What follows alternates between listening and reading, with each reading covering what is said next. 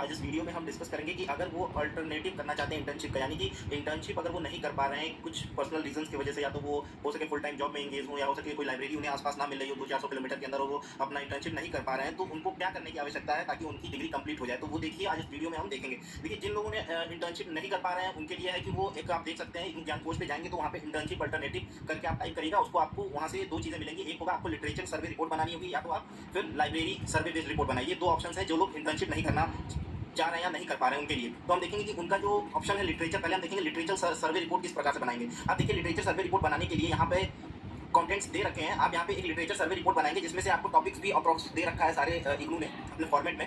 यहाँ पे आप टॉपिक देख सकते हैं, यहाँ पे दे रखा है libraries trends, digital libraries, artificial intelligence application in libraries, information resources, digital information services, E resources, NEP 2020 and libraries, NEP यानी नेशनल एजुकेशन पॉलिसी 2020 पे। यानी ये टॉपिक्स हैं जिन पे आप लिटरेचर सर्वे रिपोर्ट तैयार कर सकते हैं। इनमें से कोई भी एक टॉपिक आप चुन लीजिए, आप उस पर लिटरेचर सर्वे रिपोर्ट बनाना है। लगभग आपको 5000 वर्ड्स में बनाना है, 5000 वर्ड से ज़्यादा नहीं होना चाहिए वो रिपोर्ट। अब हम देखेंगे कि उसमें क्या उसमें आपको लिटरेचर सर्वे रिपोर्ट में करना होगा और किस प्रकार से आप लिटरेचर सर्वे रिपोर्ट बनाएंगे। तो देखिए यहाँ पे आप देख सकते हैं, यहाँ पे सब क्लियरली दे रखा है फॉर्मेट में कि पहले आपको एब्स्ट्रैक्ट लिखना होगा जो कि 200 वर्ड का होगा। एब्स्ट्रैक्ट लिखेंगे, आप जो भी टॉपिक चूज करते हैं उस पर आप एब्स्ट्रैक्ट का मतलब होगा एक शॉर्ट में बताएंगे कि आपने क्या टॉपिक उठाया और किस वे में आप सर्वे किए हैं और किस तरह का आपका क्या जो सर्वे रिपोर्ट है वो क्या कहना चाह रही है उसके बारे में आप 200 वर्ड में एक सारांश टाइप का इस एब्स्ट्रैक्ट में लिखेंगे। फिर हम उस पर इंट्रोडक्शन का पार्ट देखते हैं। इंट्रोडक्शन में आप कंप्लीट बैकग्राउंड बताएंगे कि आपने उस टॉपिक में क्या क्या चीज़ें इंक्लूड की हैं और किन किन चीज़ों पर डिस्कशन किया है, इनके बारे में आप उसका इंट्रोडक्शन देंगे जो भी टॉपिक का आप लिटरेचर सर्वे या लिटरेचर रिव्यू कर रहे हैं। फिर हम उसमें थर्ड पॉइंट जो लिखेंगे वो एम्स एंड ऑब्जेक्टिव। देखिए किसी भी रिपोर्ट में एम्स और ऑब्जेक्टिव इसलिए देते हैं, हम इसमें ये बताते हैं कि इस रिपोर्ट और इस सर्वे के पीछे हमारा मोटिव क्या था, हमारा ऑब्जेक्टिव क्या था, किन चीज़ों के पीछे हम ये सर्वे किए, किस लिए किए हैं, हम क्या इस सर्वे रिपोर्ट से क्या हम करना चाह रहे थे, क्या बताना चाह रहे हैं, उसके बारे में हम इस ऑब्जेक्टिव और एम्स एंड ऑब्जेक्टिव में उन पॉइंट्स के बारे में हम डिस्कस करेंगे और लिखेंगे अपने उस रिपोर्ट में। फिर चौथा पॉइंट जो होगा वो आपका होगा scope and limitation. Scope and limitation में आप जो होगा वो एक स्कोप बताएंगे आप अपना कि आपने किन किन चीज़ों पे काम किया है, आपका स्कोप जियोग्राफिकल कवरेज किस तरह का रहा है, ये इसमें आप बताएंगे किस टाइम फ्रेम में कितना काम हुआ है और क्या आप कहना चाह रहे हैं इस रिपोर्ट के माध्यम से।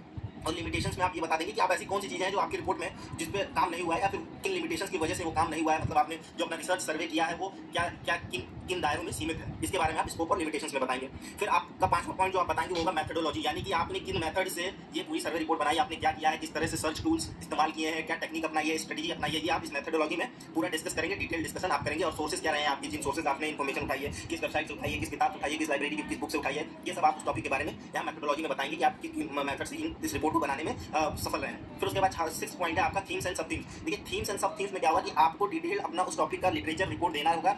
सब थीम्स और थीम्स का मतलब ये होगा कि अगर मान लीजिए मैंने नेशनल एजुकेशन पॉलिसी 2020 चूज किया रिपोर्ट बनाने, तो हम उसमें पहले एजुकेशन के बारे में डिस्कस करेंगे। तो उसके बाद सब थीम्स में हम उसमें हर तरह के एजुकेशन के बारे में डिस्कस करेंगे, प्राइमरी एजुकेशन के बारे में, मिडिल स्कूल एजुकेशन के बारे में, हायर एजुकेशन के बारे में, पोस्ट ग्रेजुएट एजुकेशन जो भी डॉक्टरेट या रिसर्च टाइप की जो एजुकेशन उस सब के बारे में हमें डिटेल एक्सप्लेनेशन देंगे। तो ये सब काम आपको थीम्स और सब थीम्स में इस तरह का करना होगा और इसको डिटेल में आपको बनाना होगा। उसके बाद हम 7th पे आते हैं कि देखिए 7th हमारा कंक्लूजन एंड सजेशन। उसके बाद क्या होता है, जब पूरी रिपोर्ट हमारी तैयार हो जाती है तो हम एक रिव्यू लिखते हैं जिसमें हम कंक्लूड करते हैं कि हमने जिन जिन टॉपिकों को कवर किया और हमारा जो क्या क्या हाईलाइटेड टॉपिक थे जिसमें हमने डिस्कशन किया उनके बारे में लिखेंगे। और सजेशन अगर कोई हो ऐसा कि जो आपको लगता है कि उस जो सर्वे आपने किया उस सर्वे करने के बाद कोई ऐसी लगती है चीज़ें जो उस चेंजेस आ सकते हैं उस टॉपिक में या उस फील्ड में और ये चेंजेस इंप्लीमेंट किए जा सकते हैं, उसके बारे में आप यहाँ पे कंक्लूजन एंड सजेशंस में लिखेंगे। उसके बाद 8 पॉइंट में जो आप लिखेंगे वो होगा रेफरेंसेस एंड बिब्लियोग्राफी, यानी कि आपने रेफरेंसेस और बिब्लियोग्राफी में आप ये डिटेल देंगे कि आपने ये जो डेटा उठाया है, ये जो लिटरेचर उठाया है, ये कहाँ से उठाया है, किस वेबसाइट से उठाया है या किस बुक से उठाया है या किस जर्नल से उठाया है या किस कौन सी पत्रिका से उठाया, मतलब कहाँ से ये रिपोर्ट आपने बनाई है, ये फैक्ट्स आपने कहाँ से उठाया है, उसका आपको साइटेशन करना होगा रेफरेंसेस में। और ये साइटेशन आप APA स्टैंडर्ड से करेंगे, ठीक है।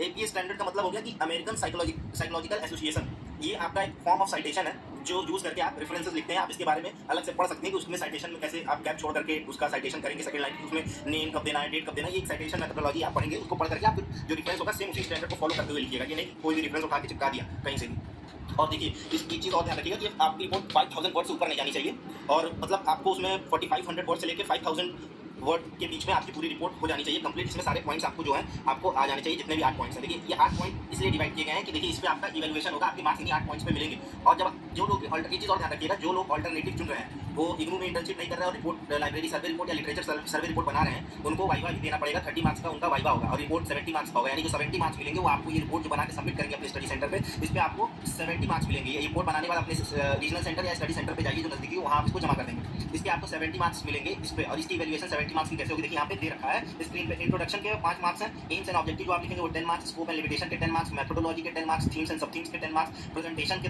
10 मार्क्स, कंक्लूजन एंड सजेशंस के 10 मार्क्स और रेफरेंसिंग जो आप साइटेशन करेंगे उसके 5 मार्क्स है। तो और इसमें इस 70 मार्क्स में ये आपको पूरे आएंगे, और 70 मार्क्स के बाद 30 मार्क्स जो और बचता है वो आपको वाइवा होगा, आपके स्टडी सेंटर पे आपको बुलाया जाएगा, आप स्टडी सेंटर के कॉन्टैक्ट में रहिएगा, वहाँ आपको डेट दी जाएगी, वहाँ उस डेट को जाके आपको अपना वाइवा देना होगा। तो ये आपके हो गए 70 प्लस 30 यानी 100 मार्क्स, और इस 100 मार्क्स में से आपको मिनिमम 50% मार्क्स लाने हैं, यानी इस 100 में जब आपके 50% मार्क्स यानी 50 मार्क्स होंगे तब जाकर के आप ये क्वालिफाई कर पाएंगे। इसलिए जो लोग इंटर्नशिप नहीं कर रहे लाइब्रेरी में, ये चीज़ ध्यान रखिए कि उनका वाइवा भी होगा 30 मार्क्स का रिपोर्ट को सबमिट करने के बाद, इस लिटरेचर रिपोर्ट को सबमिट करने के बाद। अब हम देखेंगे कि इस लिटरेचर रिपोर्ट को सबमिट करने के बाद देखिए, एक तो हो गया आपको लिटरेचर सर्वे कर सकते हैं, और दूसरा है लाइब्रेरी बेस्ड सर्वे। आप लाइब्रेरी बेस्ड देखिए, दो ऑप्शन है आपके पास, एक लिटरेचर सर्वे रिपोर्ट बना के डाल दीजिए, दूसरा है लाइब्रेरी बेस्ड रिपोर्ट बना के डाल दीजिए। तो इसमें जो है लाइब्रेरी बेस्ड सर्वे में हम देखेंगे कि हमें क्या क्या करना है। देखिए, अगर आप लाइब्रेरी बेस्ड सर्वे करते हैं तो इसमें क्या है कि आप किन्हीं 2-4 लाइब्रेरियों लाइब्रेरी में जाइए, उस लाइब्रेरी की फंक्शनिंग को देखिए, उसमें लाइब्रेरीज किस प्रकार से काम करती हैं, उनकी हायरार्की क्या है, उनके बारे में आप डिटेल रिपोर्ट बनाएंगे। तो इसमें देखिए आपको किस तरह से आपको रिपोर्ट बनानी है। पहले आपको एब्स्ट्रैक्ट लिखना है, सेम आपको एक सारांश लिखना है जो 200 वर्ड का होगा। फिर इंट्रोडक्शन लिखना है। सेकंड पार्ट देखिए, इसमें इंट्रोडक्शन में आपको पूरा आपको कॉन्सेप्ट और ऑब्जेक्टिव और फंक्शनिंग आपको बतानी पड़ेगी, किस लिए आपको ये रिपोर्ट किस तरह से जो बना रहे हैं उसमें क्या क्या आपने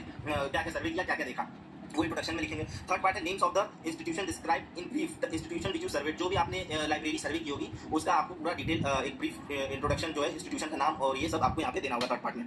फोर्थ पार्ट में about the 5 libraries, please describe the 5 libraries in your own words on the following points. ठीक है, ये इसमें आपको किन्हीं भी 5 लाइब्रेरीज जो होंगी, जो भी 5 लाइब्रेरी होंगी उनके बारे में थोड़ा सा आपको डिस्क्रिप्शन देना पड़ेगा। यानी कि आप कोई भी 5 लाइब्रेरीज विजिट कर लीजिए। देखिए, आप फिजिकली विजिट करना चाहें तो कर सकते हैं, और कई लाइब्रेरीज आपको ऑनलाइन में मिल जाएंगी, उनको भी आप ऑनलाइन सर्च कर लेंगे, उनको भी आप विजिट कर लीजिए। वहाँ पे आप देख लीजिए कि वो किस तरह के कलेक्शंस रखते हैं, क्या उनके यहाँ सर्विसेज हैं, ये सब चीज़ें आप ऑनलाइन भी कई लाइब्रेरीज में वो भी देख सकते हैं। तो 4-5 लाइब्रेरीज आपको लगभग चेक करनी है। उसके बाद ये बनाना है, ये जो फोर्थ पॉइंट है अबाउट द 5 लाइब्रेरीज में आपको ensure that you visit libraries to study them in detail, उसकी डिटेल देंगे। ब्रीफ इज पहला point, brief history of the library. जो लाइब्रेरी है उनकी पूरी हिस्ट्री बताएंगे, वो लाइब्रेरी क्या है, कैसी है, जो भी लाइब्रेरी आप विजिट किए हैं उनकी डिटेल हिस्ट्री बतानी है कि कब से शुरू हुई, उस लाइब्रेरी की स्थापना किसने की, फिर किस प्रकार से कितने साल से चल रही है, क्या क्या काम इस लाइब्रेरी से हो चुके हैं या हो रहे हैं, कितने, ये यूनिवर्सिटी लाइब्रेरी है कि नेशनल लाइब्रेरी है या एकेडमिक लाइब्रेरी है, इसके बारे में। Mission and objective of the library, उस लाइब्रेरी का मिशन और ऑब्जेक्टिव क्या था जब उसकी स्थापना हुई थी, उसके बारे में डिटेल दीजिएगा। ऑर्गेनाइजेशनल स्ट्रक्चर उसका बताइएगा कि वो जिस भी ऑर्गेनाइजेशन में वो लाइब्रेरी है उसका आप ये बताएंगे कि वो वहाँ पे किस तरह से काम करती है, उस लाइब्रेरी में, उसका ऑर्गेनाइजेशन में उस लाइब्रेरी की जगह कहाँ पर है, कितने सेक्शंस में डिवाइडेड है वो लाइब्रेरी, ये सब बताएंगे ऑर्गेनाइजेशनल स्ट्रक्चर में। उसके बाद उसमें आप फोर्थ पॉइंट में collection of the library, library के कलेक्शंस के बारे में लिखेंगे कि किस तरह के कलेक्शंस हैं, कितने कलेक्शन है, कितनी किताबें हैं, कितने जनरल्स हैं, कितनी नॉन बुक मटेरियल्स हैं, कितनी इलेक्ट्रॉनिक बुक्स हैं, कितनी ई बुक्स हैं, कितनी ई जनरल्स हैं, या उसका डेटाबेस कैसा है, इसके बारे में आप बताएंगे collection of the library. Fifth point यहाँ पे देखेंगे फिर आप कि लाइब्रेरी स्टाफ के बारे में बताएंगे कि उसमें कितने प्रोफेशनल स्टाफ हैं, सेमी प्रोफेशनल स्टाफ है, नॉन प्रोफेशनल स्टाफ है, उनकी जॉब टाइटल्स क्या है, हायरार्की क्या है, किस प्रकार से, ये सब आप बताएंगे। उसका स्टेटस ऑफ ऑटोमेशन, इसमें ये बताना है आपको कि वो लाइब्रेरी कितनी ऑटोमेटेड है, यानी कि मैनुअल काम कितना कम होता है और ऑटोमेटिक मशीन काम या कंप्यूटराइज्ड काम कितना ज़्यादा होता है, कौन कौन से सर्विसेज हैं जो ऑटोमेटिक हैं उसके, वो सब बताने आपको स्टेटस ऑफ ऑटोमेशन में। फिर स्टेटस ऑफ डिजिटाइजेशन, यहाँ पे आपको इंडिकेट करना है कि वो सॉफ्टवेयर जो वो यूज़ कर रही है लाइब्रेरी, ठीक है, जिससे वो अपना सारा डेटा आपको रखती है, अपना सर्कुलेशन करती है, उसमें सारे डेटा कैटलॉगिंग ये सब जिस सॉफ्टवेयर की मदद से बना रही है वो आपको इसमें स्टेटस ऑफ डिजिटाइजेशन में देना है। फिर आपको यहाँ पे देखिए नीचे इसको सर्विसेज के